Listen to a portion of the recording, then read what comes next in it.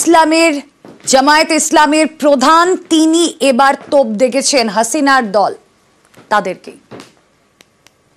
মানুষের প্রতি দায়বোধ, দেশের প্রতি ভালোবাসা একটা মহলের এখন সহ্য হচ্ছে না। তারা চেয়েছিল রক্তের পদ্মা, গঙ্গা, যমুনা, সুরমা বয়ে যাক, তাহলে তাদের রাজনীতি আবার জমে উঠবে দেশে বিদেশে।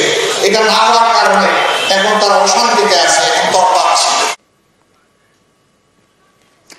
ভারতের সংবাদ মাধ্যমের উপর ভুল তথ্য পরিবেশনের অভিযোগ তোলা বাংলাদেশেই বিপন্ন সংবাদ মাধ্যম। আন্তর্জাতিক মিডিয়া সংগঠনের রিপোর্ট, সেখানে কি বিস্ফোরক তথ্য রয়েছে মৈত্রেয়ী আরো ডিটেইলে জানাতে পারবেন। মৈত্রেয়ী।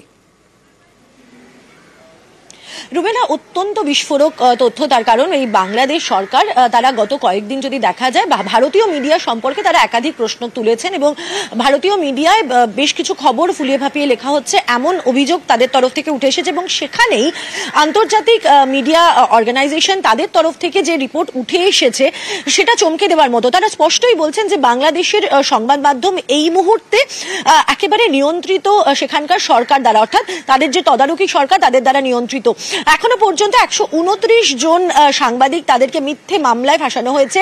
5 জন সাংবাদিক সেখানে শহীদ হয়েছেন, 5 জন সাংবাদিক সেখানে নিহত হয়েছেন এবং 167 জনেরও বেশি সাংবাদিকের সেখানে অ্যাক্রিডিটেশন কার্ড ক্যান্সেল হয়েছে। ফলে যে পরিস্থিতি সেখানে রয়েছে বাংলাদেশের এই মুহূর্তে, এবং সংবাদ মাধ্যমে কোনো ফ্রি অ্যান্ড ফেয়ার জার্নালিজম করার মতো পরিবেশই নেই এই মুহূর্তে বাংলাদেশে। ফলে সেখানে দাঁড়িয়ে বাংলাদেশের আদতে সংবাদ মাধ্যমের পরিস্থিতি যে কতটা গুরুতর সেটা এই রিপোর্টই প্রকাশ করে দিচ্ছে। রুমেলা। বেশ।